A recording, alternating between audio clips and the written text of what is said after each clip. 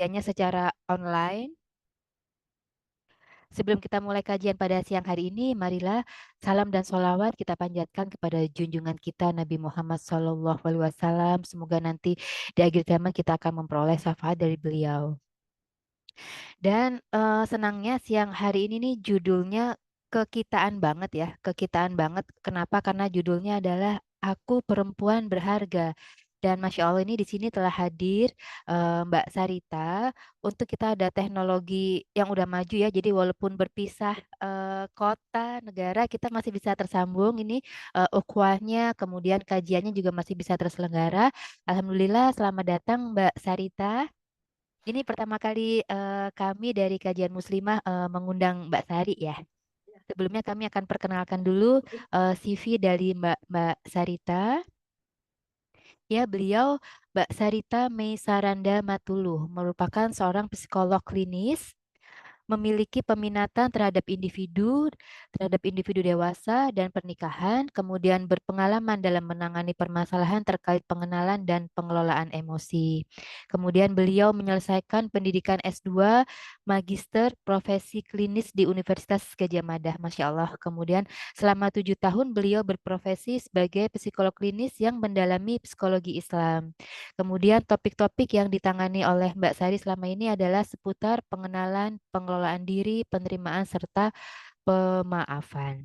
Dan beliau saat ini aktif di psikolog klinis di komunitas teman baik. Nanti teman-teman bisa juga mengklik ya di Instagramnya di teman baik underscore kamu. Oke, baiklah tanpa panjang lebar ya, biar waktunya nanti kita lebih banyak dengan Mbak Sari. Kami persilahkan kepada Mbak Sari untuk memulai kajian kita pada siang hari ini. Ya. Terima kasih Mbak Siska untuk pengawalannya gitu ya. Bismillahirrahmanirrahim. Rabbi shrah li sadri wa yassir li amri wahlul 'uqdatam min lisani yafqahu qawli. Assalamualaikum warahmatullahi wabarakatuh. Waalaikumsalam warahmatullahi wabarakatuh. Nah, selamat siang teman-teman. Mungkin sambil saya membuka, teman-teman bisa menulis di kolom komentar ya. Ini sekarang sedang dalam kegiatan apa gitu ya? Karena kalau buat saya pribadi ini saya jarang-jarang gitu ya Mbak untuk membawakan hari Jumat siang. Gitu. Biasanya kan kalau acara kayak ini kan kalau nggak akhir pekan itu malam gitu ya, kalaupun di weekdays. Tapi ini di siang hari gitu ya. Dan karena ini memang akhwat ya, kita sedang tidak sholat Jumat gitu. Jadi ya mungkin kalau teman-teman sedang bekerja, mungkin ini sedang jam istirahat gitu ya. Jadi semoga bisa sama-sama belajar gitu ya. Kalau saya sih seringkali membahasakan kalau acara seperti ini adalah saya juga sharing dari apa yang saya pahami gitu ya. Dan nanti teman-teman insya Allah kita bisa sharing juga di sesi tanya jawab gitu teman-teman. Ya, ini teman-teman lagi menunggu saudara pulang sekolah, lagi istirahat gitu ya. Ya, semoga bisa disimak sampai selesai ya teman-teman agar materinya bisa ditangkap dengan utuh gitu ya harapannya supaya kita juga nggak memahaminya setengah-setengah gitu. Semoga nanti kita bisa sampai di akhir materi insya Allah. Saya izin share screen ya Mbak Siska. Ya, sebentar. Hmm.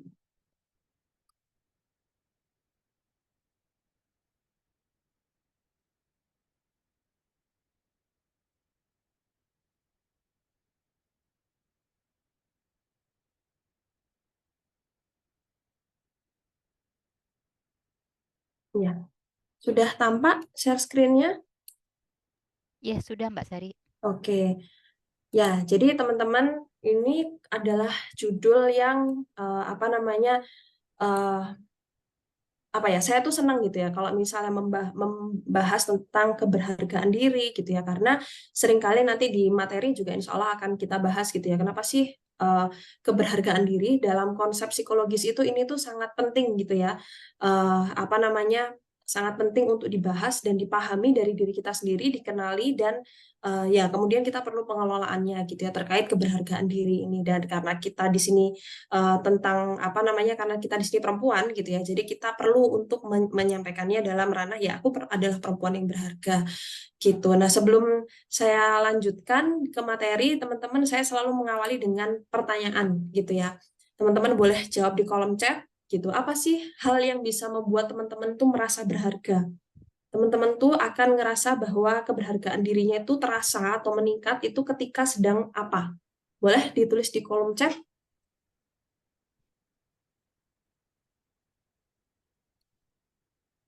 Kalau sedang didengar. Kemudian saat dilibatkan. Oke. Ada lagi? Apresiasi dari apa yang dikerjakan. Ada lagi? Oke, saat diajak diskusi gitu ya. Karena apa bahasanya? Karena dianggap ada. Nah, ini tuh kalau apa namanya, mungkin saya singgung sedikit di awal gitu ya. Kalau makanya kalau di gambarannya apa namanya, segitiga eksistensi yang mungkin sering teman-teman temui gitu ya, yang sering teman-teman lihat, kenapa kok eksistensial diri itu ada di paling atas gitu ya, karena itu adalah puncak dari gimana kita merasa diri kita itu dihargai gitu. Nah, tapi ternyata puncak eksistensi ini juga banyak dapat kritik loh. Nah, ini nanti insya Allah akan kita bahas ya gitu, ketika diperhatikan saat target berhasil dan lebih baik dari sebelumnya gitu. Nah, sekarang pertanyaan selanjutnya adalah kebalikannya. Apa yang dirasa bisa mengusik, apa hal yang dirasa bisa mengusik keberhargaan diri teman-teman? Gitu. Teman-teman ngerasa bahwa keberhargaan dirinya itu diusik atau disentil gitu ya. Itu ketika apa?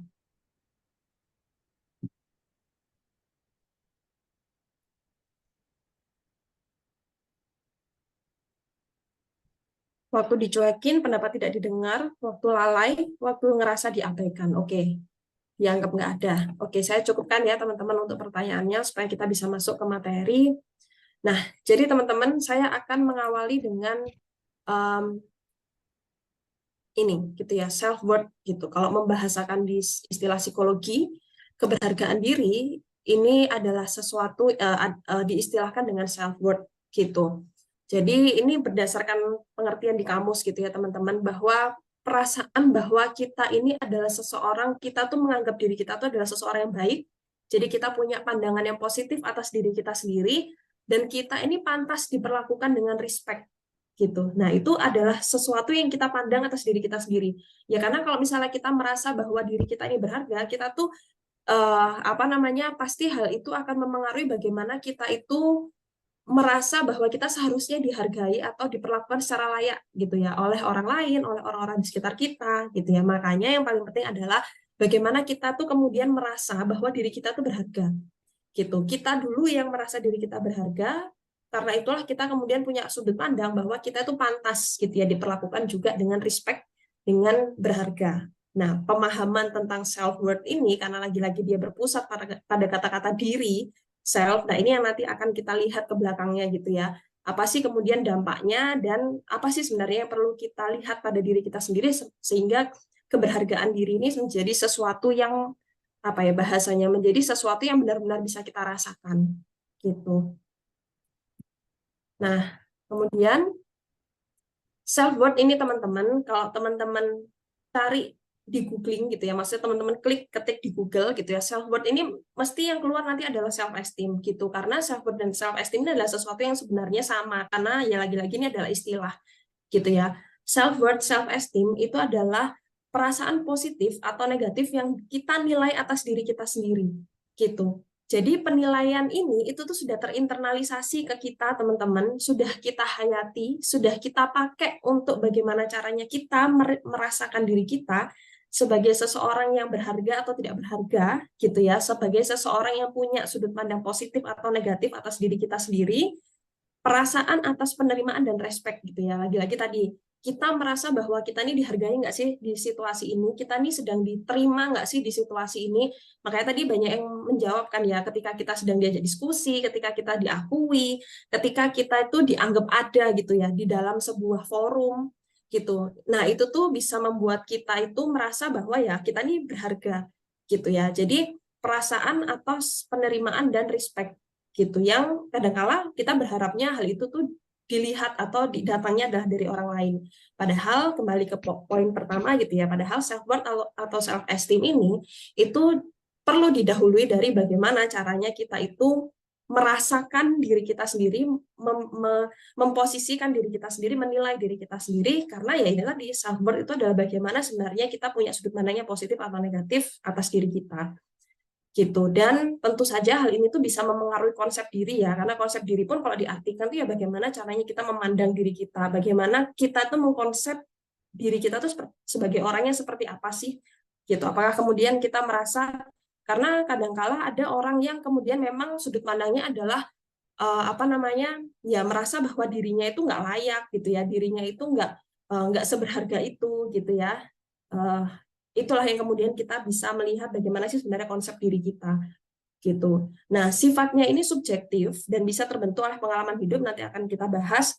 Nah, subjektif ini teman-teman ya bisa jadi adalah bukan hanya tentang sudut pandang kita atas diri kita, tapi juga tergantung kondisi yang kita maknai gitu. Jadi bisa jadi misalnya nih, pernah nggak sih teman-teman tuh ada dalam situasi yang kemudian misalnya orang mengatakan apa tentang kita, di satu situasi kita ngerasa nggak apa-apa, tapi di situasi lain ketika ada orang yang menjuluki kita atau mungkin bercanda sama kita pakai hal yang kemarin itu kita nggak apa-apa, terus di kondisi yang kayak ini tuh yang kali ini kita ngerasa kok kita tuh tersinggung gitu ya, dan mungkin orang-orang di sekitar kita tuh juga ngerasa aneh, kemarin kamu nggak apa-apa tapi sekarang kok kamu tersinggung. Nah, ini subjektif itu ya hanya kita yang tahu, makanya nanti di pengelolaannya ya hanya kitalah yang bisa merasakan gitu ya, kenapa sih kok aku nih bisa ngerasa tersinggung, kenapa sih kok aku nih bisa ngerasa nggak enak gitu ya. Kenapa kalau misalnya aku dibilang, misalnya ada orang yang bilang saya gendut, si A gitu ya, saya dibilang saya gendut sama si A nggak masalah gitu ya, malah saya ngerasa itu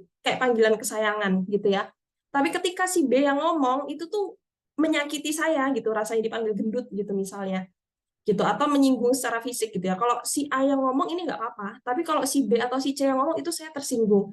Nah, di sini nih makanya sifatnya self worth gitu ya. Kita bisa merasa bahwa kita dihargai atau enggak. Subjektifnya tuh selain subjektif sudut pandang kita sendiri, bisa jadi subjektif dalam kita mengartikan situasi yang sedang kita hadapi atau seseorang yang sedang kita hadapi.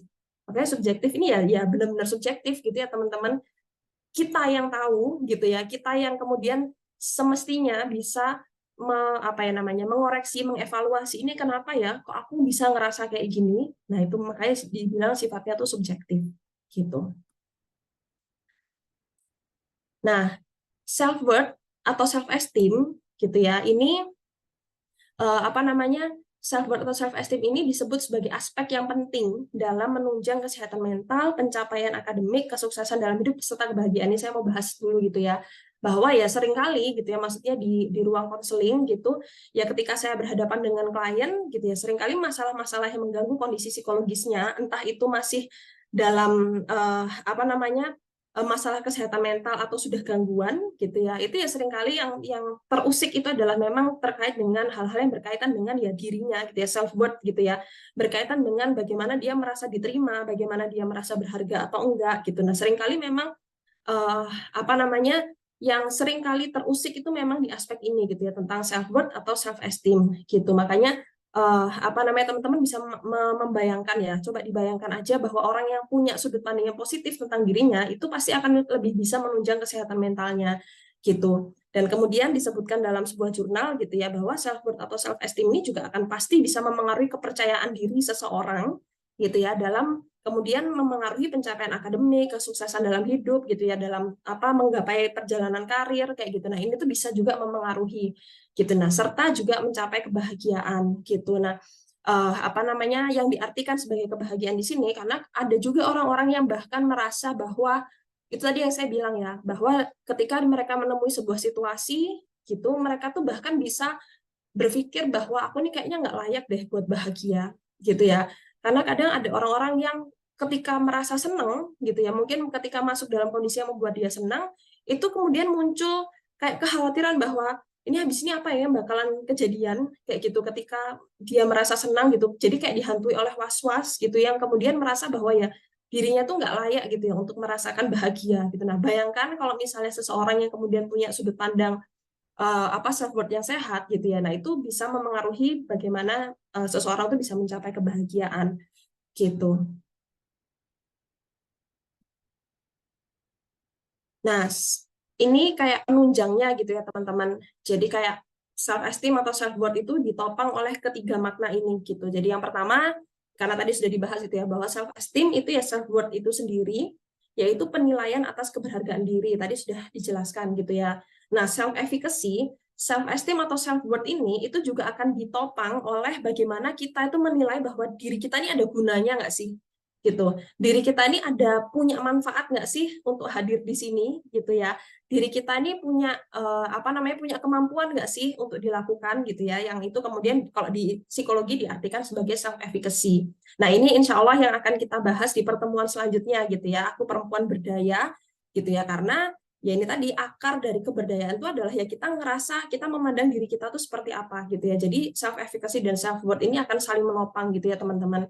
Dan authenticity itu adalah kebermaknaan diri gitu ya, tentang apa ya bahasa, tentang ada gitu ya, kita yang merasa bahwa diri kita tuh bermakna. Inilah kenapa kalau misalnya bertemu dengan kasus-kasus yang apa namanya suicidal thought gitu ya, artinya pemikiran soal bunuh diri, mengakhiri hidup gitu ya teman-teman, itu seringkali ya berpasangan dengan kondisi-kondisi di mana seseorang itu merasa bahwa dirinya itu sudah nggak ada gunanya lagi gitu ya, dirinya tuh sudah nggak bermakna lagi, sudah nggak ada yang dia ngerasa bahwa dia tuh dianggap nggak ada sama orang-orang di sekitarnya. Jadi buat apa lagi? Nah kayak gitu. Itu kan memengaruhi bagaimana kita tuh melihat diri kita gitu ya, bahwa kita tuh sebenarnya masih berguna nggak sih gitu ya. Kita tuh sebenarnya dihargai nggak sih keberadaannya gitu ya. Kita tuh sebenarnya dianggap ada nggak sih gitu. Nah itu juga akan bisa saling. Jadi ini kalau misalnya digambarkan tuh misalnya kayak akan saling menopang gitu ya teman-teman, satu sama lain gitu. Ketiga poin ini gitu. Nah, ini kita masih berbicara dalam ranah psikologi gitu ya teman-teman, kalau kita melihat dari sudut pandang self esteem, self efficacy dan authenticity. Nah, apa yang bisa memengaruhi self worth? Ini yang akan saya bahas apa namanya, mungkin cukup dalam gitu ya teman-teman, karena ini sesuatu yang kompleks gitu ya kalau kita mau melihat dari apa namanya perjalanan hidup setiap orang, karena saya yakin apa namanya di ruangan ini gitu ya, di room Zoom ini, satu dengan yang lain pasti pengalamannya nggak mungkin even itu serupa, tapi pasti yang dihayati nggak sama. Nah, makanya apa yang mempengaruhi self worth ini adalah penilaian atau persepsi yang kita hayati, makanya tadi sifatnya adalah subjektif gitu ya, yang kita benar-benar kita hayati dari kondisi-kondisi yang terjadi sepanjang hidup kita. Dan ini sebenarnya bukan hanya poin-poin ini, tapi juga ada dipengaruhi oleh kondisi fisik gitu ya, kondisi uh, apa namanya kondisi biologis gitu ya, genetik itu juga akan mempengaruhi. Nah, tapi yang saya akan bahas di sini adalah ranah bagaimana caranya kita menghayati sesuatu dari perjalanan hidup kita gitu. Jadi apa yang mempengaruhi self worth kita itu adalah yang pertama itu, karena kenapa kok disebutkan selalu pola asuh orang tua? Karena ya kita lahir ke dunia ini, yang kita hadapi terlebih dahulu itu adalah orang tua kita atau significant others gitu ya, karena nggak semua orang gitu ya itu kemudian waktu lahir kemudian dirawat oleh orang tua atau dirawat oleh orang tua saja gitu. Ada juga yang misalnya lahir kemudian ya apa namanya tinggal bersama keluarga besar gitu, ada nenek kakek kemudian om tante dalam satu rumah gitu ya. Ada juga yang memang dari lahir kemudian memang sudah dititipkan ke kakek neneknya, ada juga yang memang lahir dan kemudian dirawat di panti asuhan gitu ya. Jadi artinya penghayatan yang kita nilai gitu ya dari sebuah perjalanan yang diawali oleh pola asuh orang tua gitu. Gimana kemudian kita diperlakukan secara langsung atau tidak langsung. Maksudnya gimana gitu ya. Yang kita terima dari apa yang kemudian dikatakan oleh orang tua atau significant other ke kita gitu, terkait dengan misalnya secara langsung itu adalah hal-hal kata-kata yang negatif gitu ya. Misalnya kita dapat nilai jelek, kemudian mungkin kita dikatakan maaf kayak misalnya oh kamu tuh bodoh kayak gitu ya, kamu tuh nggak sepinter ini dibanding-bandingin gitu ya. Nah, tapi teman-teman, ternyata dalam perjalanan saya mendampingi klien juga gitu ya, ternyata pengalaman yang bisa membuat seseorang, apa yang bisa berdampak ke seseorang itu bukan hanya berdampak negatif ya, maksudnya berdampak negatif ke seseorang itu ternyata bukan hanya adanya asupan kata-kata negatif saja gitu ya. Bisa jadi asupan kata-kata positif itu juga bisa loh memunculkan uh, apa ya bahasanya tuntutan ke diri sendiri bagi orang-orang tertentu, di mana ya ini tadi tergantung dari bagaimana dia menghayati gitu. Jadi misalnya bukan hanya orang-orang yang dikatakan, misal maaf kayak tadi dikatakan oh kamu tuh bodoh, kamu tuh nggak sepinter ini, yang kemudian berdampak negatif gitu ya ke hidupnya. Tapi ada juga orang-orang yang kemudian disampaikan di apa bahasanya, diberikan kata-kata wah kamu tuh pintar, kalau dapat nilai yang bagus itu kemudian kita dipuji gitu ya. Kalau misalnya nilainya itu bukan hanya hal-hal yang terkait dengan akademik, sebenarnya hal-hal yang terkait dengan religi, misalnya hafalan atau kemudian perilaku kita yang baik itu kemudian diberi pujian. Nah, ternyata hal-hal itu tuh bisa juga loh mempengaruhi kondisi psikologis orang yang ternyata di perjalanan hidupnya itu menjadi sebuah tuntutan. Misal, oh aku itu akan disayang ketika aku ternyata melakukan hal ini. Oh aku tuh ternyata dapat pujian ketika aku melakukan ini. Gitu. Jadi hal itu terekam bahwa ya dia itu berharga gitu ya. Aku berharga, aku tuh oke ketika aku tuh ya itu tadi bisa jadi ketika aku tuh merasa bahwa aku tuh mendapatkan sanjungan, ketika aku tuh berharga, ketika aku tuh misalnya dapat pujian. Nah, ini tadi yang saya bilang teman-teman, tergantung dari bagaimana cara kita menghayati.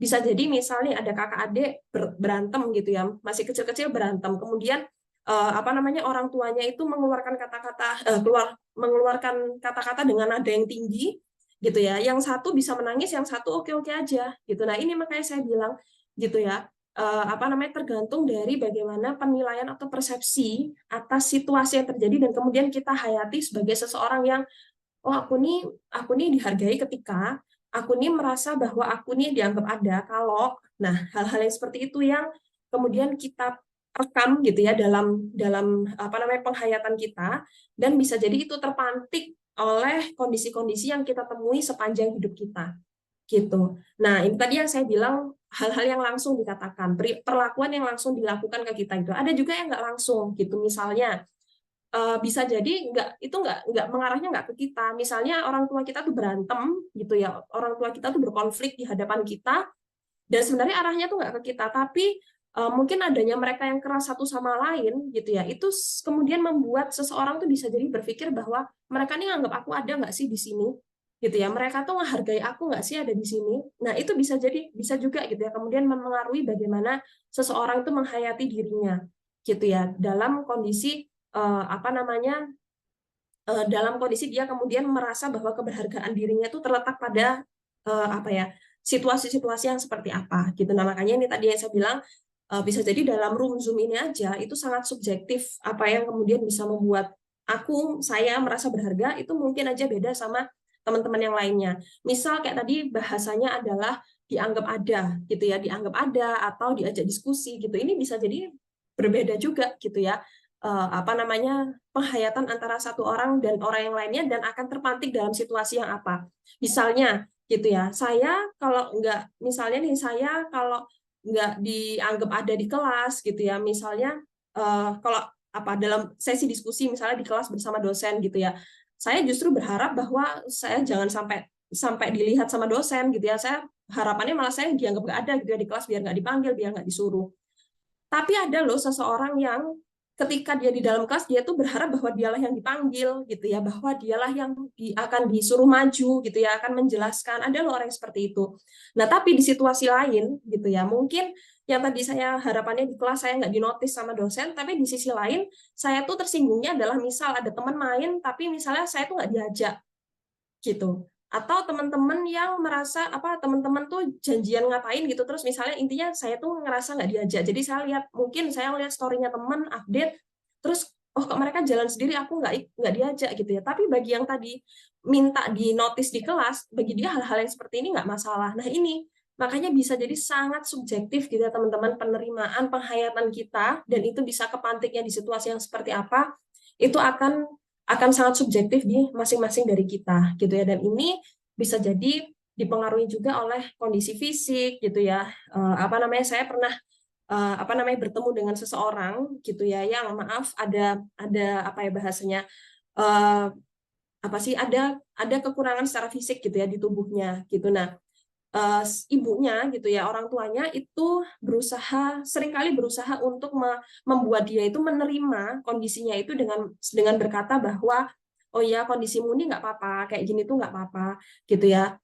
Apa namanya intinya kata-katanya itu ibunya katakan gitu supaya dia itu belajar untuk menerima kondisinya gitu ya, tapi ternyata di perjalanannya dewasa karena itu tuh selalu dimention sama ibunya gitu ya sama orang tuanya, dia jadi merasa bahwa itu adalah sebuah kekurangan kekurangan dirinya yang terus-menerus harus belajar dia terima. Nah, ini teman-teman gitu ya. Kita tuh nggak pernah bisa kenapa kok kondisi psikologis itu bisa sangat subjektif pada setiap orang, makanya kita tuh perlu mendengarkan dulu gitu ya. Kenapa kok orang ini bisa punya pikiran seperti ini karena bisa jadi ada situasi-situasi yang kemudian memengaruhi dia, gitu ya. Kemudian nilai-nilai budaya, pemahaman agama. Kenapa kok saya tulis pemahaman agama? Karena agamanya, Islamnya itu pasti benar. Tapi bagaimana kita memahami dan orang lain mengajarkan ke kita, gitu ya, itu bisa jadi belum tentu benar, gitu ya. Jadi nilai-nilai budaya, misalnya perempuan itu apa namanya digambarkan seperti apa, gitu ya. Perempuan yang baik itu seperti apa dan tidak baik itu seperti apa. Jadi itu kadang-kadang juga punya gambaran. Beberapa waktu yang lalu saya pernah nggak sengaja melihat sebuah konten, gitu ya, bahwa di masyarakat tertentu, gitu ya, kalau misalnya mau menikah itu ada uang mahar yang cukup besar, gitu ya, apa biayanya. Nah, kalau misalnya si laki-lakinya ini tidak bisa membayar uang mahar itu, ya jadinya kayak nggak bisa diterima, gitu ya, lamarannya, gitu. Nah, karena si laki-lakinya ini kemudian sampai di hari H itu nggak bisa, gitu ya, memenuhi apa namanya jumlah uang yang segitu untuk bisa meminang yang perempuan, gitu ya.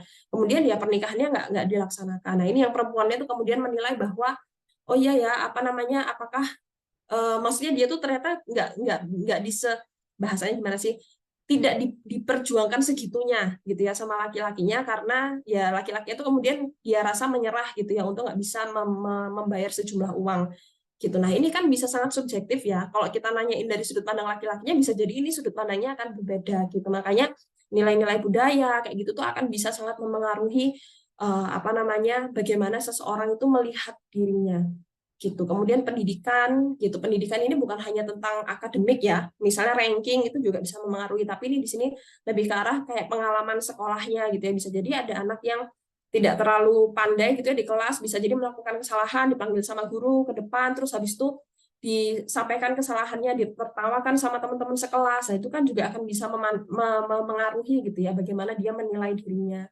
Nilai-nilai sosial, dan zaman sekarang ini yang paling berpengaruh adalah media sosial, gitu ya.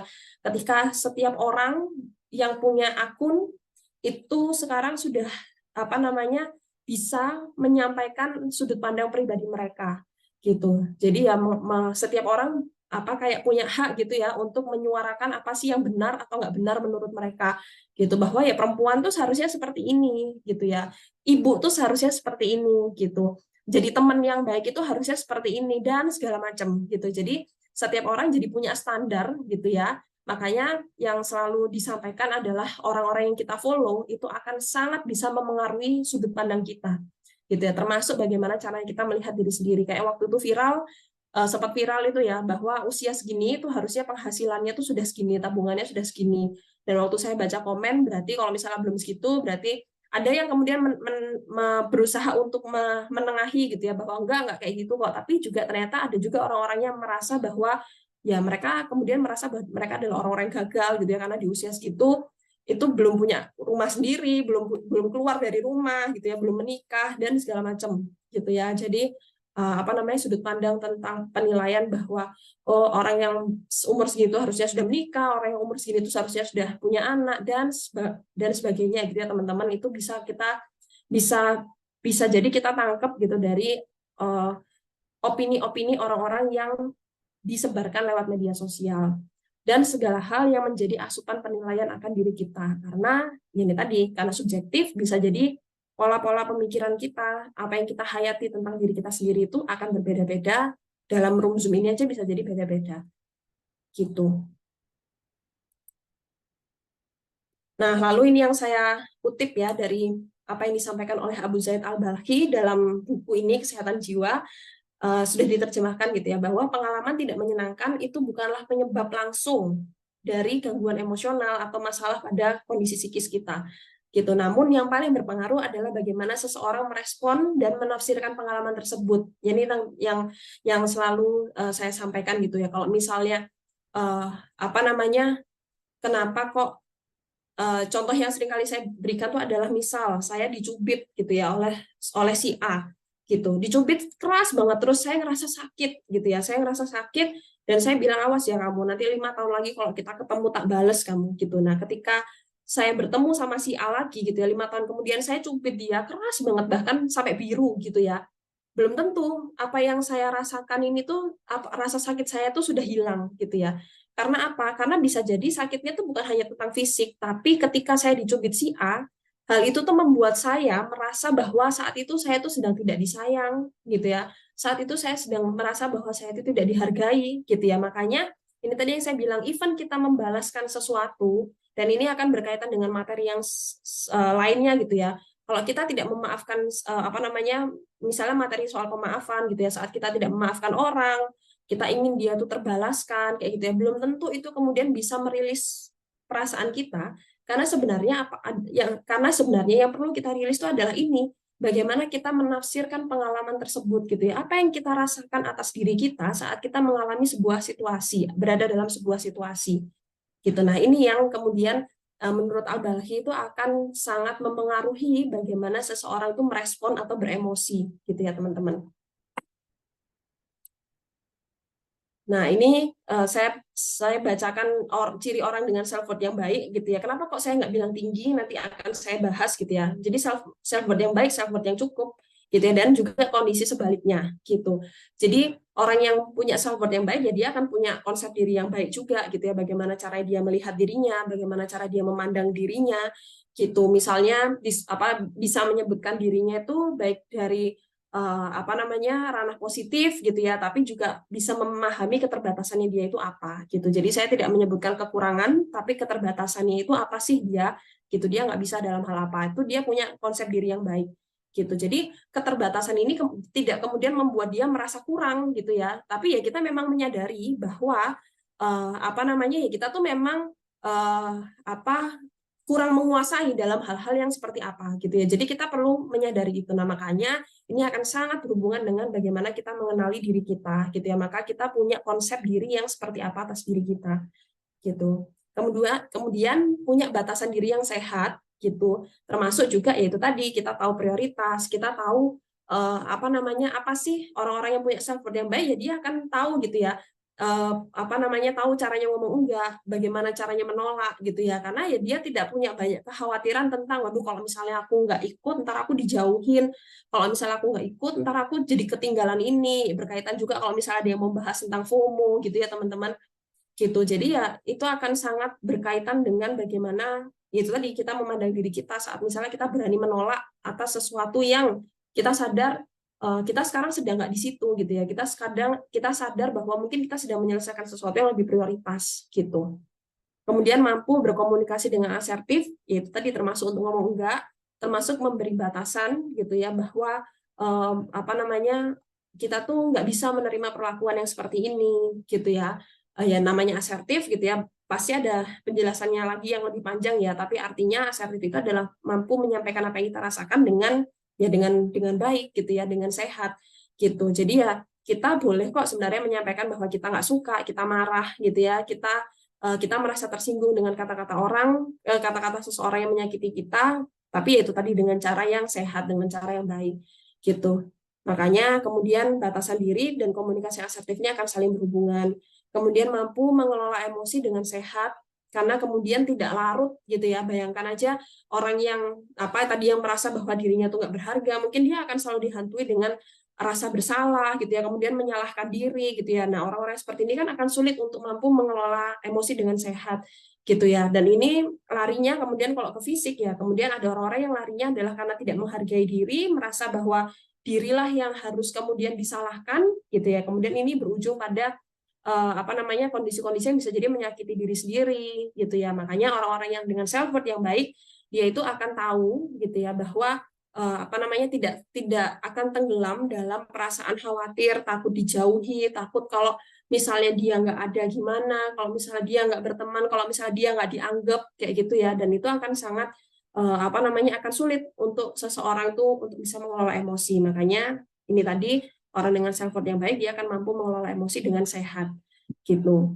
Kemudian memiliki manajemen diri yang baik ya artinya manajemen diri yang baik artinya ya seseorang yang tahu bahwa dirinya itu tadi yang saya bilang di awal ya, ketika seseorang punya self worth yang baik ya dia tahu bahwa dia tuh perlu untuk menjaga dirinya, dia perlu untuk respect sama dirinya, maka ya dia akan punya pola hidup yang sehat juga gitu ya, manajemen yang baik, manajemen diri yang baik. Oh, aku tahu bahwa diriku itu butuh sehat dengan misalnya olahraga, makanya orang-orang tuh kemudian makanya kita kemudian paham bahwa kita tuh butuh berolahraga, butuh untuk menjaga makanan yang sehat, gitu ya. Ya karena kita paham gitu ya bahwa diri kita ini sebenarnya butuh apa sih, dan itu kemudian perlu kita asup gitu ya. Dan memiliki manajemen waktu yang baik gitu. Jadi ya itu tadi ya, termasuk dengan memiliki batasan, kita tahu mana yang sedang prioritas, mana yang kemudian harus didahulukan, mana yang boleh ditunda gitu ya. Karena kita nggak khawatir misalnya itu tadi diasupi dengan pemikiran, aduh kalau misalnya aku nggak ikut, kalau misalnya aku nolak, nanti aku dijauhin, nanti aku dan kekhawatiran-kekhawatiran seperti itu gitu. Jadi itulah ciri-ciri orang-orang dengan self worth yang baik dan kebalikannya seperti apa gitu. Nah, teman-teman, self worth itu tidak selalu stabil. Makanya kalau saya bilang tadi, sebenarnya bukan hanya self worth ya, tapi segala hal yang berkaitan dengan psikologis. Bahkan kita tahu ya, sebagai seorang muslim, iman pun itu tidak selalu posisinya itu selalu lurus kayak gini gitu ya. Jadi ya kadang-kadang dia bisa naik turun gitu. Makanya tadi kita bahas gitu ya, bahwa kita yang perlu mengenali, ini tuh aku sedang dalam kondisi apa sih gitu ya. Ini aku tuh sedang terganggu, tersinggung gitu ya. Apa namanya? Aku sedang merasa aku nggak dihargain gitu ya. Ini yang makanya kenapa kok bikin aku jadi apa namanya, ngerasa pengen marah gitu ya, ngerasa pengen segera pergi aja dari tempat ini gitu ya, karena aku ngerasa nggak dihargain gitu. Nah makanya self worth kita tuh memang bisa banget teman-teman untuk naik turun gitu ya, nggak selalu dalam kondisi yang stabil gitu. Bisa jadi apa namanya, naik turun, dan itu tadi kita perlu menyadari ini kita habis ketemu sama situasi yang seperti apa sih gitu ya. Kok kemudian aku merasa bahwa aku tuh sedang nggak dihargai gitu ya. Kok aku merasa kenapa kok situasi ini tuh sensitif buat aku gitu ya. Karena apa teman-teman? Uh, uh, self worth yang misalnya nih kita mikir, kok kenapa kok tadi saya bilang bukan self worth yang tinggi gitu ya, karena di turun dan di naiknya self worth kita ini bisa jadi area was-wasnya setan gitu ya. Sebagai muslim kita tahu gitu bahwa kita ini nggak akan pernah lepas dari yang namanya gangguan setan gitu ya, dari was-was setan, dari bisikan-bisikan yang membuat setan tuh kemudian membuat kita khawatir gitu ya. Ya di ranah negatifnya gitu ya. Kalau di Al-Qur'an kan disebutkan ya bahwa setan tuh memang akan mengganggu kita dari depan, dari belakang, dari samping kanan dan kiri gitu. Nah, kalau apa saya mengutip dari apa yang pernah disampaikan oleh Ustadz Noman gitu ya, bahwa kalau dari depan, dari belakang, dari kanan kiri itu bisa jadi kita diganggu pada hal-hal yang apa namanya, kalau dari belakang itu ya kemudian kita dijatuhkan pada hal-hal yang terkait dengan masa lalu gitu ya, seolah-olah kita tuh nggak bisa bangkit, seolah-olah kita tuh nggak termaafkan, seolah-olah Allah tuh nggak akan pernah maafin kita gitu ya. Kalau dari depan gitu kita tuh apa namanya, uh, di apa ya bahasa, dibisik gitu ya, diganggu oleh pemikiran-pemikiran seperti itu tadi, oh aku tuh baik, kita tuh ngerasa bahwa kita tuh lebih baik daripada orang lain kayak gitu ya. Oh bahwa apa namanya, yang kemudian hal itu bisa jadi mengundang kondisi-kondisi yang lainnya seperti apa, dan yang apa namanya kemudian mengundang penyakit-penyakit hati lainnya seperti apa, ria, ujub gitu ya, yang kemudian membuat kita tuh haus untuk terus dipuji. Nah ini jadi turun dan naiknya kita itu khawatirnya itu bisa menjadi area was-wasnya setan gitu ya, was-wasnya setan, karena ya di keadaan low-nya kita tuh akan menjadi, yang dikhawatirkan adalah kita jadi putus asa, kita merasa bahwa ya kita tuh udah nggak mungkin lagi, kita tuh nggak berdaya, kita tuh nggak berharga gitu ya, seolah-olah nggak ada yang bisa nolong kita gitu. Nah tapi di kondisi tingginya gitu itu juga bisa apa namanya, perlu kita waspadai gitu ya, bahwa saat kita sedang banyak disanjung, saat kita tuh sedang sangat menerima apa ya, asupan penghargaan gitu, itu ya kemudian kita perlu waspada gitu ya, bahwa khawatirnya adalah itu juga bisa menjadi area permainannya setan gitu, untuk membuat penyakit di hati kita, untuk memantik penyakit di hati kita, untuk itu tadi ya, merasa butuh, jadi melakukan sesuatu tuh ya hanya untuk mendapat sanjungan orang gitu ya, merasa kita terus butuh gitu ya, walaupun di ranah-ranah yang ini tuh bisa jadi juga saling berdampingan gitu ya teman-teman. Saat di bawah kita juga bisa jadi untuk meningkatkannya, kemudian kita merasa kita perlu dipuji gitu ya, dimana kemudian apa yang kita lakukan dikhawatirkan itu juga jadi penyakit hati gitu ya, bahwa kita melakukan ini adalah untuk mendapat pujian agar self worth kita tuh terpenuhi, yang kemudian itu bisa bahayanya adalah itu kemudian jadinya kita melakukan sesuatu tuh karena mengharap pujian manusia, atau mengharapkan sanjungan manusia gitu ya, untuk memenuhi self worth kita gitu. Nah jadi sebenarnya apa sih yang kita butuhkan teman-teman untuk bisa membuat self worth kita itu merasa cukup gitu ya, artinya tercukupkan, kita itu nggak apa namanya bukan tidak naik turun, tapi ketika turun dan naiknya itu kita bisa memenuhi dengan cara yang lebih sehat gitu ya. Jadi bukan hanya berdasar kita butuh sanjungan manusia, bukan hanya butuh untuk dinotis sama manusia kayak gitu ya. Jadi apa sih yang perlu kita lakukan untuk mengelola gitu? Nah, ini tadi yang seperti yang disebutkan berulang kali gitu, karena sifatnya subjektif, maka kita perlu untuk mengenali dan menyadari, sadar gitu ya bahwa ketika situasi atau apa namanya ciri-ciri atau tanda-tanda sensitivitasnya kita itu sudah mulai terasa, dan di setiap orang tanda-tandanya itu bisa berbeda gitu ya. Mungkin kalau itu tadi yang saya bilang, kalau kita merasa pengen marah, kita pengen segera pergi dari tempat ini, kok ngerasanya nggak nyaman gitu ya ada di sini, coba disadari, dikenali ini kita ini sedang kenapa sih gitu ya. Saat kita sudah mulai ngerasa berpikiran negatif akan diri sendiri, saat kita sulit menolak ajakan orang lain gitu ya, kayak sulit gitu untuk ngomong enggak gitu ya, saat kita udah mulai sangat bergantung sama orang lain gitu ya, kok rasanya tuh kita nggak bisa gitu ya, nah, untuk lepas dari dia. Nah, ini coba disadari atau dikenali gitu ya, ini kenapa sih apa namanya aku nih sedang apa namanya sebenarnya apa sih yang sedang aku khawatirkan gitu ya, apa sih yang aku takutkan kalau seseorang tuh nggak ada, apa sih yang aku khawatirkan gitu ya, saat nggak ada orang yang mungkin bisa apa namanya selalu mengapresiasi kita gitu ya, yang terasa menerima kita gitu ya, apa sih yang kita khawatirkan gitu, karena ya itu kita perlu pahami ya teman-teman, kenapa kok kita setakut itu untuk kehilangan seseorang, untuk jauh dari seseorang gitu ya, atau apa bahasanya ya, atau kenapa kalau di zaman media sosial sekarang ya, kenapa kok kita bahkan sangat khawatir untuk tidak mengupload sebuah konten gitu ya. Kita tuh takut atau khawatir kehilangan apa gitu. Nah, itu yang bisa menyadari, kita yang bisa mengenali gitu ya. Karena bisa jadi self worth kita itu sudah terpasang atau terangkai atau terhubung gitu ya dengan sesuatu yang kita merasa itu jadi sumber penghargaan kita. Nah, ini kita yang tahu gitu. Jadi coba kenali, sadari. Nah, kemudian membangun pemaknaan. Gitu, bahasa yang saya tuliskan di sini, mengerjakan aktivitas bermakna dan memberi makna pada aktivitas kita. Jadi artinya pemaknaan, merasa bahwa yang kita lakukan sekarang itu tuh bermakna, itu tuh bukan karena pujian orang lain gitu ya, bukan karena orang lain menganggap bahwa wah, yang kamu lakukan ini tuh benar-benar apa namanya berharga gitu ya, benar-benar manfaat. Mungkin kita akan memang memang kadangkala kita akan memang butuh hal itu untuk evaluasi ya, sebenarnya hal ini tuh yang kita lakukan nih worth it nggak sih, ada manfaatnya nggak sih, itu kita memang perlu gitu ya teman-teman untuk bahan evaluasi. Tapi lagi-lagi kalau misalnya itu sudah kita bergantung pada hal itu gitu ya, maksudnya kita butuh orang lain untuk membangun kebermaknaan diri kita. Nah, ini yang perlu kita waspadai, makanya kitalah yang perlu membangun pemaknaan. Apa namanya, ada hal-hal yang kadang-kala ketika kita melakukan itu memang nggak banyak orang yang lihat, nggak banyak orang yang menyanjung gitu ya, tapi kita tahu bahwa hal itu tuh bermakna gitu. Nah, makanya hal-hal ini nih yang apa kita perlu cari gitu ya, yang kita suka melakukannya, yang kita tahu bahwa ini tuh akan ada manfaatnya, akan ada dampaknya walaupun orang-orang nggak banyak yang melihat. Nah, membangun pemaknaan inilah yang perlu kita lakukan juga untuk membuat apa namanya ya, untuk membangun keberhargaan diri kita. Nah, ini mungkin insya Allah akan kita bahas lebih ke self efficacy yang di pembahasan selanjutnya, yaitu tentang keberdayaan gitu ya. Kemudian evaluasi lingkungan sosial, bangun pertemanan yang bisa membantu memberi asupan pola pikir yang sehat. Nah, ini juga gitu ya, sosial ini juga termasuk media sosial, termasuk tadi yang saya bilang, siapa orang-orang yang kita follow, gitu ya. Kita coba lihat teman-teman kita, kalau kita kumpul, itu tuh yang kita omongin apa sih teman-teman sama mereka? Apakah hal-hal yang bisa memotivasi?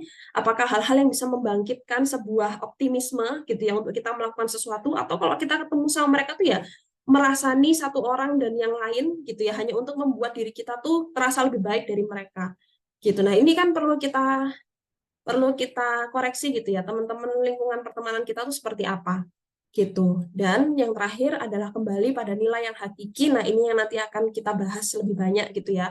Evaluasi lagi apa yang menjadi dasar kita dalam menilai diri.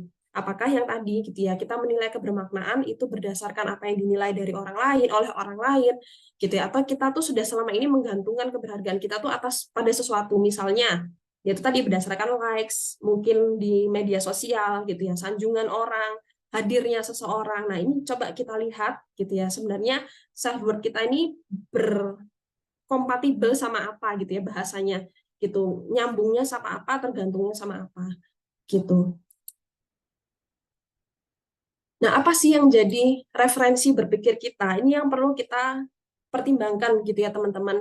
Apakah kebenaran ataukah pemaknaan subjektif kita gitu. Jadi artinya subjektif ini ya tadi itu yang saya bilang bahwa apa setiap orang tuh bisa sangat berbeda karena kita butuh referensi berpikir yang lebih hakiki, yang benar, yang diturunkan tuh bukan berdasar perspektif manusia yang bisa berubah-ubah, bukan hanya berdasarkan budaya, bukan hanya berdasarkan apa namanya, bukan hanya berdasarkan tadi yang faktor-faktor dia pola asuh orang tua, bukan hanya bahkan bukan hanya berdasarkan masa lalu gitu ya.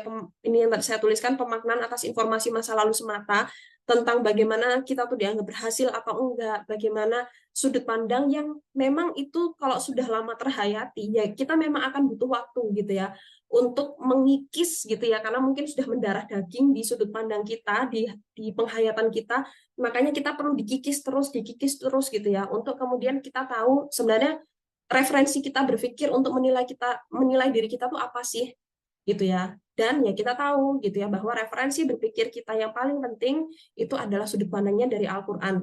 Sesungguhnya kamilah yang menurunkan Al-Qur'an dan sesungguhnya kami yang benar-benar memeliharanya. Yang saya tuliskan di awal ini ya, yang diturunkan bukan berdasar perspektif manusia yang pasti juga bisa berubah-ubah.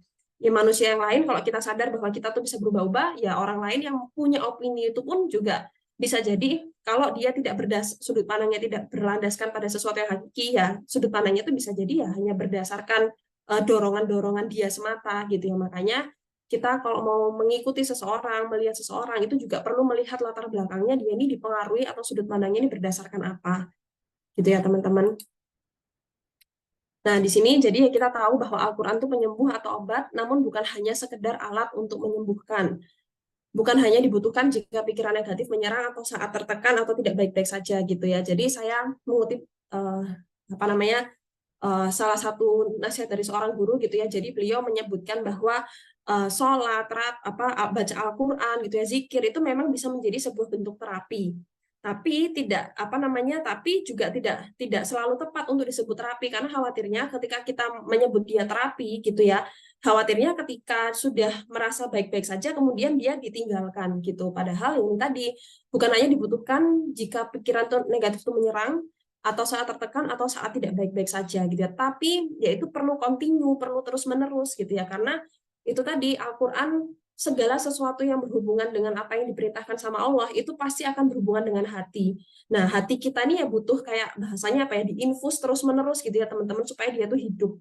Karena kalau enggak ya khawatirnya ketika dia jatuh karena futur yang terus-menerus ya tiba-tiba dia jatuh dan kita akan sulit untuk menaikkan lagi. Makanya sifatnya dia tuh perlu untuk continue gitu kan. Makanya kalau disampaikan itu kan bahwa ya Allah tuh suka sesuatu yang kecil tapi dia tuh terus-menerus dilakukan gitu. Jadi nggak putus karena itu tadi kita perlu diasuh terus pikiran kita, hati kita gitu ya dengan Al-Qur'an ini gitu ya dan dengan ibadah yang lain gitu.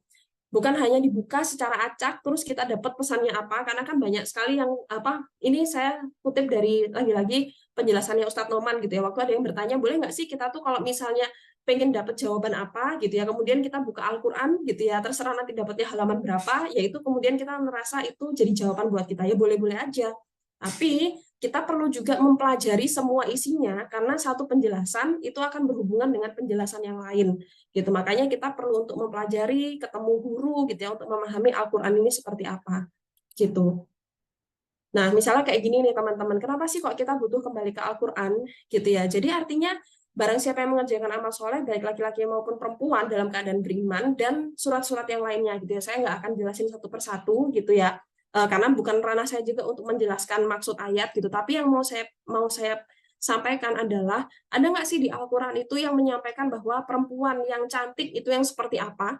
Gitu ya. Oh, perempuan yang hebat itu yang kemudian yang seperti apa gitu ya. Apakah yang kemudian bekerja? Apakah yang kemudian apa namanya, apakah yang kemudian tinggal di rumah saja gitu ya. Artinya kita tahu memang perempuan itu yang terbaik itu adalah yang di rumah saja gitu. Tapi apakah kemudian disampaikan gitu ya bahwa oh perempuan itu sebaiknya seperti ini, oh perempuan itu yang baik itu yang karirnya seperti ini, itu kan tidak disebutkan gitu ya. Kemudian oh laki-laki yang terbaik itu yang seperti ini, atau perempuan yang cantik itu adalah perempuan yang kulitnya putih, atau ibu yang baik itu adalah ibu yang seperti ini gitu ya. Apa kan sudut pandang Al-Quran tidak hanya memandang pada apa yang kemudian jadi pencapaian-pencapaian dunia gitu ya teman-teman, tapi apa yang kemudian jadi sesuatu yang hakiki, itulah yang lebih penting gitu ya untuk kita lihat sebenarnya perempuan yang baik itu seperti apa dalam sudut pandang Al-Quran gitu ya, yang kemudian kita perlu kembali ke sana gitu. Tapi kan tidak pernah disebutkan dalam hal-hal yang kayak tadi ya, misalnya oh sukses itu kalau sudah mencapai uang segini gitu, karena itu kan tidak pernah disebutkan seperti itu. Makanya kita itu perlu untuk kembali ke Al-Quran karena value-nya itu bukan berdasarkan value dunia atau manusia gitu ya. Jadi kita manusia itu bisa hilang, manusia itu bisa berubah sudut pandangnya, tapi ada sesuatu yang lebih abadi gitu ya, yang kita tahu itu hakiki dan sudut pandangnya itu nggak akan pernah berubah sampai akhir zaman gitu. Makanya kita perlu kembali ke Al-Quran ya karena itu tadi gitu ya, supaya kita tidak terombang-ambing pada sudut pandang manusia gitu. Nah, ini misalnya contohnya gitu ya, kenapa kok kita perlu kembali ke Al-Quran dan Sunnah gitu ya. Kita tahu bahwa Rasulullah Shallallahu Alaihi Wasallam itu juga pernah dibilang orang gila gitu ya, penyihir, dilempari batu, dijatuhi kotoran, ditolak, nggak dipercaya kata-katanya gitu ya. Rasulullah SAW ini yang tadi saya bilang, kenapa sih kok kita itu ternyata sanjungan, kita menyanjung diri kita sendiri, mengafirmasi diri kita sendiri, itu seringkali itu kadang nggak mempan gitu ya teman-teman buat kita. Pernah nggak sih teman-teman ngerasain gitu juga?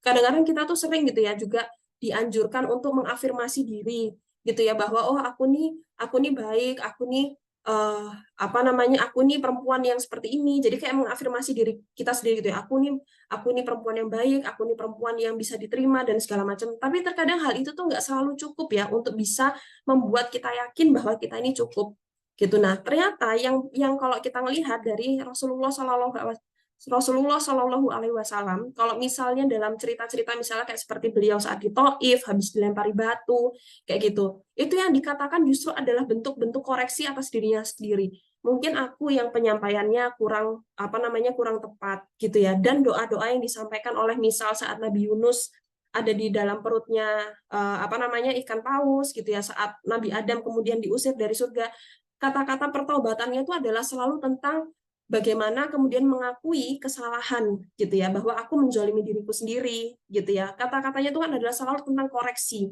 gitu. Apa sih apa sih yang kemudian bisa kita koreksi dari diri kita dan mendatangkan pertolongan Allah gitu. Inilah kenapa bentuk afirmasi yang justru sering kali kita dengar gitu ya, bahwa kita tuh perlu mengafirmasi diri kita sendiri bahwa diri kita tuh baik, diri kita tuh cukup. Kadang-kala juga nggak mampu gitu ya untuk membuat diri kita tuh merasa cukup atas diri kita gitu ya. Jadi ya kita perlu cari hal yang itu tuh memang jadi penopang. Sebenarnya apa sih yang dibutuhkan untuk membuat diri kita tuh teguh gitu ya. Ini dia kata-kata dan perlakuan manusia itu tidak menyurutkan langkah dakwah Rasulullah Shallallahu Alaihi Wasallam, tidak memengaruhi pengambilan keputusan, sikap dan perilaku Rasulullah Shallallahu Alaihi Wasallam, karena yang paling penting itu adalah tentang keridhaan Allah gitu ya. Misalnya nih salah satu kata-kata yang paling saya suka itu adalah peristiwa yang di Taif itu ya. Jadi kan ini adalah peristiwa yang buat Rasulullah Shallallahu Alaihi Wasallam itu adalah peristiwa yang paling bahasanya paling berat gitu ya buat dia, waktu beliau sedang berbincang dengan Aisyah gitu ya. Kemudian Aisyah mengatakan, ada nggak sih pengalaman atau kondisi yang membuat hatimu tuh paling berat gitu ya? Apa ada? Terus Aisyah kan mengatakan, apakah yang di Uhud gitu ya? Waktu di perang Uhud Rasulullah mengatakan bukan, tapi saat di Taif, saat beliau diminta untuk memutuskan gitu ya, apakah kemudian malaikat itu perlu untuk menjatuhkan gunung gitu ya ke masyarakat Taif karena sudah melempari batu Rasulullah gitu ya. Tapi kan Rasulullah kemudian mengatakan tidak gitu ya, karena Rasulullah kemudian malah mendoakan bisa jadi suatu hari akan ada umat gitu ya, yang akan ada orang dari Taif itu yang justru akan sangat taat gitu ya sama Allah gitu. Rasulullah justru mendoakan gitu ya itu. Jadi kita bisa melihat ya teman-teman bahwa apa sih yang menjadi sudut pandang Rasulullah ketika beliau tuh memutuskan untuk tidak gitu ya, tidak meminta malaikat itu membalikkan gunung ke masyarakat Taif karena ini satu sudut pandang ini. jika engkau tidak murka kepadaku, gitu ya. Rasulullah mengatakan pada saat itu dalam doanya, gitu ya. Jika engkau tidak murka kepadaku, semua itu tidak pedulikan, gitu. Jadi artinya yang menjadi sudut pandang kita bergerak, kita melakukan sesuatu atau enggak, itu bukan hanya apa sih yang orang sanjung, kita ini merasa dianggap atau enggak sih sama orang ini, gitu ya. Tapi ya kita tahu gitu ya, kita ini melakukan ini untuk siapa, kita melakukan ini tuh karena apa, gitu ya. Nah, inilah yang perlu untuk kita kuatkan gitu ya teman-teman, atas apa sih yang sebenarnya membuat kita bertahan melakukan sesuatu atau tidak sesuatu, melakukan sesuatu atau tidak itu karena apa gitu.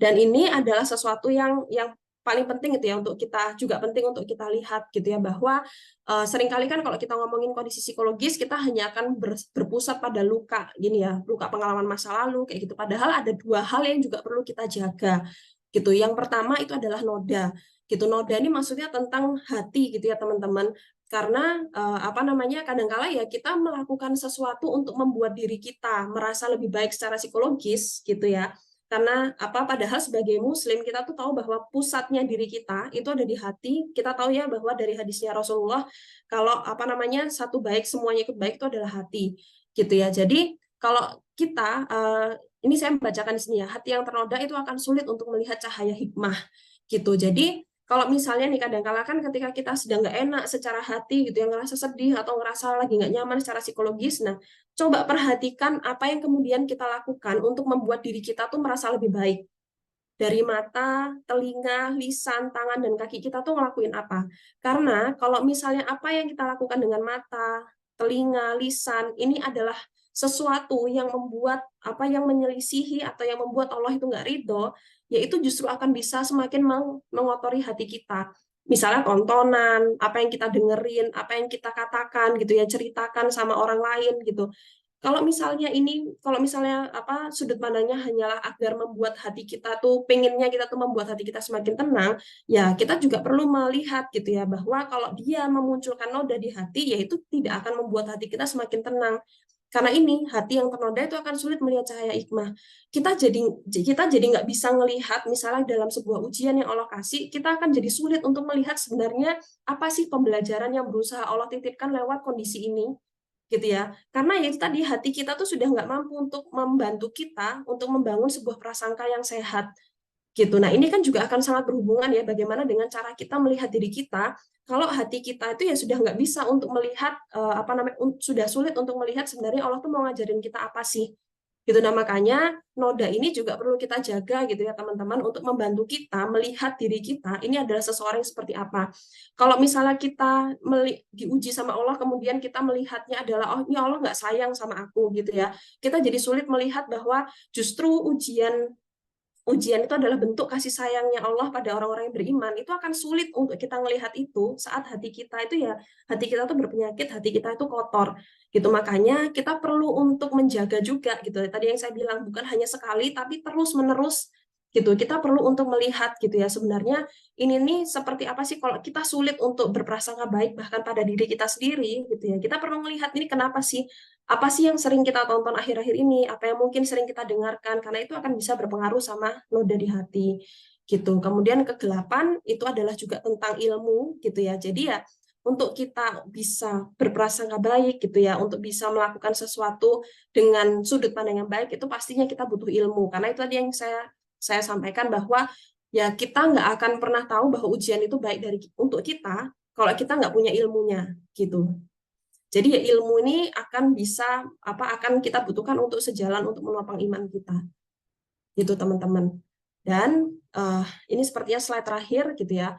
Jadi keberhargaan diri kita itu tidak bergantung pada penghargaan, penilaian, dan penerimaan manusia gitu. Keberhargaan diri kita itu perlu dilandasi oleh kesadaran. Jadi kita memang perlu kenal dulu gitu ya, bahwa wah ini aku nih sedang ngerasa nggak dihargai nih. Artinya aku nih sedang merasa bahwa di posisi ini, di situasi ini aku sedang ngerasa nggak dihargai gitu ya. Jadi kita kemudian perlu mencari gitu ya, dan perlu menyadari bahwa benar nggak sih dalam situasi ini sebenarnya aku sedang nggak dihargai, dan ternyata keberhargaan kita saat itu tuh sedang bergantung pada apa. gitu ya. Karena keberhargaan diri kita tuh yang sejatinya itu perlu dilandasi oleh kesadaran diri serta kerendahan hati sebagai seorang hamba yang tunduk pada keridhaan Rabb-Nya gitu. Jadi ya kita perlu melihat gitu ya teman-teman, bahwa ujian-ujian yang bahkan diberikan kepada kita gitu ya, baik itu datangnya adalah mungkin dari orang-orang yang apa ya, kita merasa diuji oleh misalnya kehilangan atau dijauhi oleh seseorang dan segala macam. Nah, ini kita perlu untuk melihat gitu ya, bahwa ini sebagai sebuah perjalanan gitu ya, yang pasti Allah tuh punya maksud, dan kita bisa nggak untuk melihat sebenarnya kita ini sedang apa ya bahasanya, kita ini sebenarnya sedang diapakan sih sama Allah, apakah kita sedang disayang, atau kemudian kita akan menganggap bahwa Allah ini sedang apa namanya, Allah tuh nggak pernah sayang sama aku atau seperti apa gitu. Nah, sudut pandang kita inilah yang akan bisa memengaruhi sudut pandang kita tentang apa namanya, apa yang kita anggap penting gitu ya di hidup kita gitu. Itu akan memengaruhi tentang bagaimana kita menilai diri kita. Wallahu a'lam bishawab. Sepertinya itu yang bisa saya sampaikan dari materi siang hari ini gitu ya. Saya kembalikan ke Mbak Siska. Alhamdulillah, terima kasih banyak Mbak Sari. Waduh, ngebut ya Mbak Sari. Ini apa namanya? Menyampaikan materinya. Kita juga, aduh kayaknya memang ini nggak cukup waktu 1,5 jam. Biasanya memang kita kajian 1 jam, tapi ini kita lebihkan karena memang materinya memang banyak. Nah ini kami apa namanya langsung aja ya, tadi dari beberapa apa namanya peserta kajian ingin memberikan pertanyaan. Kami persilakan langsung, mungkin bisa dibuka apa namanya mic-nya ya. Kami persilakan kepada yang ingin bertanya.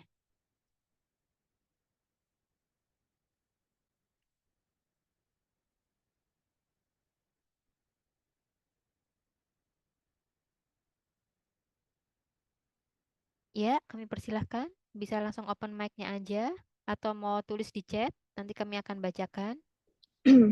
Ya, Assalamualaikum warahmatullahi wabarakatuh. Oh, Waalaikumsalam. Iya, alhamdulillahirrabbilalamin.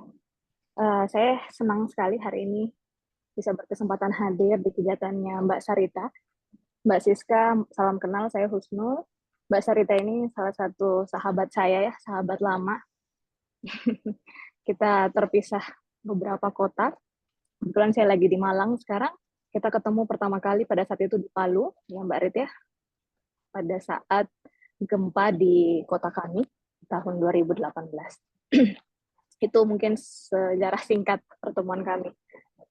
Menarik Mbak Rit apa yang disampaikan pada kesempatan ini. Mungkin saya tidak bertanya, mungkin ada beberapa hal yang ingin saya sharingkan juga dari perjalanan-perjalanan yang telah saya alami, dan tentu saja cukup relate dengan apa yang disampaikan oleh Mbak Sarita tadi.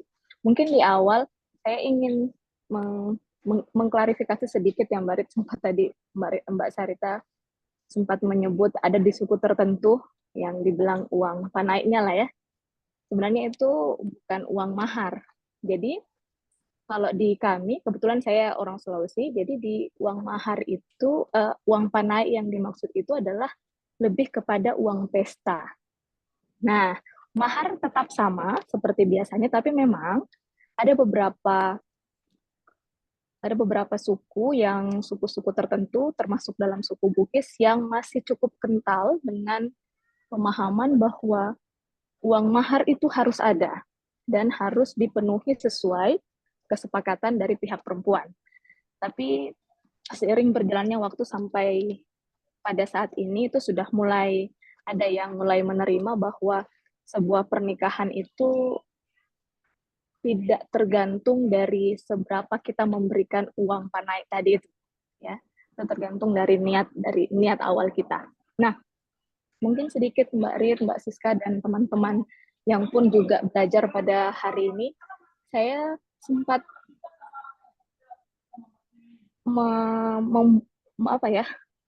menggarisbawahi yang mengenai titik noda tadi Mbak Rit, yang ada yang bagan 3 itu, yang sekarang pun juga masih apa ya, bisa dikatakan bahwa saya pun juga masih banyak PR. Saya setuju sekali dengan Mbak Sarita tadi mengatakan ya, bahwa ketika hati kita terlalu banyak titik-titik hitam, nah titik-titik hitam itu muncul dari perbuatan-perbuatan dosa yang kita lakukan, itu memang kita tidak bisa melihat hikmah-hikmah yang diberikan kepada kita. Nah, saya pun juga mengalami banyak hal, dalam artian hal ini terus berulang di setiap hari itu. Terkadang sebelum tidur saya berpikir, hari ini saya sudah berbuat apa, itu sehingga mungkin sholat saya telat, sehingga saya masih mengeluarkan kata-kata yang tidak berkenan, dan ternyata ada orang yang terluka dengan bahasa-bahasa saya. Ini masih proses belajar, dan saya juga senang tadi bahwa Mbak Sarita sempat memperlihatkan di slide-nya bahwa memang kita pun juga harus memperhatikan lingkungan yang ada, ya. Tertentu juga kita juga selalu tidak merasa bahwa nilai-nilai yang manusia berikan kepada kita itu menjadi satu keberhargaan diri kita. Saya juga setuju dengan apa yang dikatakan Mbak Rit, ya, kita kembalinya kemana? Ke value yang sejati, kan? Apa yang ada dalam Al-Quran. Mungkin seperti itu aja Mbak Rit, saya hanya sekedar ingin sharing. Mbak Siska, terima kasih. Semoga sehat selalu. Assalamualaikum Amin, warahmatullahi amin. wabarakatuh. Waalaikumsalam Waalaikumsalam warahmatullahi warahmatullahi wabarakatuh. Makasih Nunul. Terima Iya, kasih tadi Mbak Husnul. Terima kasih. jadi saya tadi keliru ya, maaf tadi apa namanya pemahamannya bukan mahar ya, maaf saya tadi keliru Iya, nggak menyebut apa-apa Mbak, nggak apa-apa. uang panai gitu ya. Iya, Ya, terima aman-aman. kasih Nul sudah membantu mengklarifikasi. Siap, Baik, terima kasih Mbak Rit. ini sudah ada pertanyaan di kolom chat dari Mbak Eka Edu Wijaya. Bagaimana menyikapi gibah, Kak, dalam perspektif self worth? Ini gibah atau gibtah ya? Maaf Kak. Gibah. Ya, saya boleh diberitahu dulu nggak Mbak, gibah ini dalam artian apa? Yang dimaksud itu gibah ataukah kemudian gossiping gitu ya? Maksudnya membicarakan orang gitu. Karena kalau apa namanya gibah yang dimaksud membicarakan orang gitu. Nah, ini apa namanya ya gibah. Gibah itu kan berarti kan kita membicarakan orang, even itu sifatnya adalah sesuatu yang sebenarnya nggak masalah, tapi orang itu kan tetap nggak suka gitu kan. Yang kalau orang itu tahu bahwa itu tuh gibah gitu. Jadi kalau misalnya dimaksud itu apakah seperti itu atau seperti apa Mbak Eka? Jadi manusia untuk meluruskan yang sebenarnya maksudnya adalah gitu Kak. Dari pada orang lain yang Mohon maaf Mbak Eka, itu mohon maaf Mbak Eka, saya kok nggak bisa mendengar dengan jelas. Ini di tempat saya aja atau Mbak Siska juga seperti itu? Iya, sama Mbak. Oh ya, di tempat Mungkin bisa saya diulang nggak lagi, bisa Mbak Eka, mohon nggak maaf. mendengar.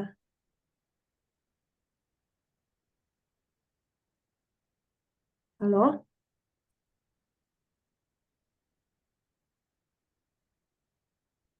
Ya, mungkin saya jawab aja ya. Gini, Ya. sebenarnya pada intinya gitu ya, saya itu selalu mengingat apa yang disampaikan sama apa namanya salah satu apa eh, Iru Mbak ada.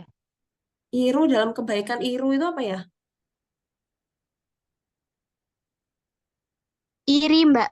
Oh, Oh, iri. iri dalam kebaikan. Oke. Oh ya, iri dalam kebaikan ya. Jadi artinya ya bahasanya kalau bahasa iri kan berarti sesuatu yang tidak sehat ya. Tapi kalau misalnya bentuknya itu adalah kayak misalnya kayak apa namanya, pada zaman dulu, pada zamannya Nabi gitu ya, kalau misalnya ada yang bersedekah kemudian iri gitu ya, kan kita boleh untuk iri dalam hal seperti itu ya. Kalau irinya dalam hal seperti itu untuk mencapai kebaikan ya nggak apa-apa. Tapi itu tadi yang teman-teman yang saya bilang itu adalah yang paling tahu tujuan hati kita itu ya kita gitu ya. Kan ada orang yang ngomong misalnya di medsos gitu misalnya, oh kok apa namanya bersedekah diperlihat-lihatkan misalnya kayak gitu. Nah, kita tuh nggak pernah tahu apa yang apa namanya yang ada di hatinya seseorang gitu ya. Jadi kalau misalnya dia bersedekah, karena kan bersedekah tuh boleh kelihatan atau tidak kelihatan orang lain gitu ya. Nah, justru yang di sisi lain gitu ya, saat ada saat itu kemudian ada orang yang sholat gitu ya, sholatnya tuh indah sekali gitu. Kemudian apa para sahabat ini memuji sholatnya orang itu, kenapa kok apa sholatnya tuh bisa sangat indah, dan Rasulullah justru menegur gitu ya, karena ketika kamu menyampaikan pujian itu bisa jadi kamu menghancurkan ibadahnya. Karena ya itu tadi bisa jadi kemudian justru muncul perasaan yang wah ini apa ini justru dipuji. Nah ini tadi ya teman-teman yang saya sampaikan, kenapa afirmasi diri itu tuh nggak selalu sehat gitu ya, pujian itu nggak selalu sehat, bahkan bisa jadi itu bisa menghancurkan kita gitu ya kalau hati kita ini tidak dalam posisi yang tepat. Makanya tadi yang saya bilang gitu ya, tadi saya bilang salah satu pesan apa namanya guru saya yang cukup saya pegang, tapi saya pun juga masih terus berusaha ya teman-teman, bukan berarti saya kemudian sudah oke dalam melaksanakan ini. Tapi guru saya itu juga sering kali berpesan bahwa kalau kita itu tahu seberapa pentingnya kita tuh mengenali diri kita, mengevaluasi diri kita tuh pasti akan disibukkan dengan terus-terusan mengoreksi diri, gitu, mengoreksi diri, kemudian mengenali diri gitu ya. Kita tuh akan disibukkan dengan diri kita sendiri dan kita tuh nggak akan peduli dengan apa yang dilakukan oleh orang lain. Tidak akan peduli yang dilakukan oleh orang lain itu bukan berarti kemudian nggak menolong gitu ya, nggak empati, bukan. Tapi dalam hal kepo gitu ya, kepo terus merasa bahwa apa yang dilakukan orang lain itu nggak baik gitu ya. Kemudian ya itu tadi dalam bahasa itu gossiping, kemudian gibah, kemudian apalagi kemudian bahasa yang membicarakan orang. Kita tuh nggak akan punya waktu kalau kita tahu seberapa sibuknya kita tuh untuk mengenali diri. Karena kalau kita tahu bahwa hati kita tuh bisa sangat tipis banget ya teman-teman untuk punya niat, untuk punya dorongan gitu. Makanya tadi saya berulang kali bilang tentang self worth ini gitu ya. Itu tuh kemudian kita tuh butuh untuk terus-terusan melihat ini tuh sebenarnya karena kadang-kala ketika kita membicarakan orang bisa jadi saat itu tuh kita sedang merasa kita tuh lebih baik dari dirinya gitu. Nah, di mana saat kita merasa lebih baik dari orang lain saat kita membicarakannya, berarti kan itu kita justru sedang dalam kondisi self worth yang tidak baik gitu. Karena kita butuh membicarakan orang dulu untuk membuat diri kita itu merasa baik. Nah, ini kan berarti self worth kita justru nggak sehat gitu ya. Makanya kalau untuk misalnya soal apa yang dalam hati gitu ya, misalnya ada teman-teman kita yang saling membicarakan, kita merasa bahwa enggak, aku nggak ikut-ikutan gossiping, kita nggak ikut-ikutan membicarakan kok gitu. Tapi ketika orang yang sedang dibicarakan ini dibicarakan oleh seseorang, kemudian kita merasa oh dia ternyata ada buruknya juga ya, itu muncul di hati kita walaupun kita nggak ikut-ikutan gitu ya, gitu, muncul di hati kita bahwa kita senang seseorang ini dibicarakan, itu aja kita perlu untuk mengoreksi gitu ya teman-teman gitu. Jadi artinya ya itu tadi, ketika kita senang melihat orang lain dibicarakan dalam ranah apapun, ya itu perlu dipertanyakan sebenarnya self worth kita ini sedang kenapa? Kok kita butuh orang lain itu dianggap seperti apa dulu gitu ya, baru kita merasa bahwa kita tuh lebih baik dari dia. Walau alam bisawab. Itu yang bisa saya jawab ya Mbak Eka. Oke, baik. Satu pertanyaan lagi mungkin karena waktunya terbatas. Ini dari Mbak Umunaf. Kapan suatu perbuatan itu bisa dikatakan people pleaser? Jika kondisinya terus-menerus menasihati orang terdekat dan tetap berbuat baik meskipun mendapat balasan yang tidak baik. Batasannya seperti apa dan baiknya seperti apa agar tidak merusak self-worth diri sendiri? Nah, lagi-lagi ini dikatakan sebagai niat ya, teman-teman. Kalau kita panduannya atau sudut pandangnya itu adalah Rasulullah Shallallahu Alaihi Wasallam gitu ya, kita tuh nggak akan mengenal istilah-istilah yang seperti ini gitu ya. Tapi bukan jadi gini. Kalau kita memandang istilah-istilah zaman sekarang gitu ya, people pleaser, sandwich generation, toxic gitu ya, itu istilah zaman sekarang yang dipakai gitu ya. Tapi kalau dibenturkan sama Islam, kadang-kadang kita memang melihat Islam nggak mengajarkan seperti itu. Tapi bukan berarti hal itu tidak ada. Makanya kita penting untuk lagi-lagi memahami istilah-istilah ini seperti apa. Nah, people pleaser gitu ya. Artinya kalau misalnya ini saya ditanya ini kan artinya batasannya seperti apa. Nah, kalau kita mau mencontoh Rasulullah Shallallahu Alaihi Wasallam, ya nggak ada batasannya gitu ya. Rasulullah itu dioloin, beliau justru membalasnya dengan baik gitu ya. Makanya kalau dalam istilahnya memaafkan itu harus sampai ihsan gitu ya. Batasannya kita dikatakan untuk bisa memaafkan itu sampai apa? Sampai kita bisa berbuat baik sama orang itu, gitu. Nah, makanya kan kadang kalau misalnya sekarang kita sering dengar kan memaafkan ya nggak apa-apa, tapi jangan sampai kita memaafkan, ya kita memaafkan, tapi kita nggak bisa lagi dekat sama dia, kita nggak bisa berbuat baik lagi. Ya berarti kita perlu tahu bahwa Belum. itu belum tatarannya yang diajarkan sama Rasulullah, karena itu belum ihsan. Gitu. Nah, kalau kita di sini membicarakan sampai kita mencontoh Rasulullah, ya ihsan. Sampai kita, apapun yang dilakukan orang, ya kita akan membalasnya dengan kebaikan. Gitu. Nah, tapi, gitu ya, nah, ini yang perlu kita garis bawahi. Gitu ya. Lagi-lagi, ini yang kemudian kita perlu kembali ke bagaimana sih sudut pandang Islam tuh membahas soal hal ini, tapi jangan sampai kita juga melupakan diri. Nah, yang disebut people pleaser itu kadang ya kita sampai melupakan hal-hal yang itu kemudian juga berguna atau baik untuk diri kita. Gitu misal, ya itu tadi kalau misalnya kita people pleaser tuh ya kita pokoknya ngelakuin yang baik padahal kita itu kemudian dimanfaatkan gitu ya, dimanfaatkan tuh dalam artian ya kita sampai nggak punya waktu untuk diri kita gitu ya, sampai kita tuh nggak punya lagi prioritas. Nah, itu yang dikatakan people pleaser, yang sampai kita itu sudah nggak apa namanya ya udah semua tuh buat dia gitu ya, jadi nggak ada yang buat diri kita sendiri, sampai kita tuh nggak tahu prioritas diri kita lagi. Nah, ini yang saya bilang gitu ya, jadi artinya kalau kita mencontoh dari Rasulullah Shallallahu Alaihi Wasallam ya beliau tuh balance semua bagian hidupnya gitu ya, balance itu dalam artian ya kemudian beliau batasannya itu ya sama ihsan gitu ya. Tapi kalau misalnya kita mau lihat berarti Rasulullah ini nggak meninggalkan kebaikan untuk dirinya sendiri ya, berarti kita juga nggak apa namanya nggak kemudian semua untuk orang lain gitu ya, karena ya kita tahu ya bahwa ketika Rasulullah tuh sangat ingin meminta apa pamannya itu bisa masuk Islam gitu ya, apa ketika beliau wafat itu Rasulullah sampai masih minta bahwa beliau itu ditempatkan di sisi yang baik ya, Allah pun apa namanya menasihati Rasulullah gitu ya, bahwa Rasulullah tuh nggak akan bisa mengubah hati gitu ya, Rasulullah itu ya tugasmu tuh hanya menyampaikan gitu ya, nggak kemudian mengubah seseorang. Nah, ini hal-hal yang kita perlu pahami gitu ya teman-teman.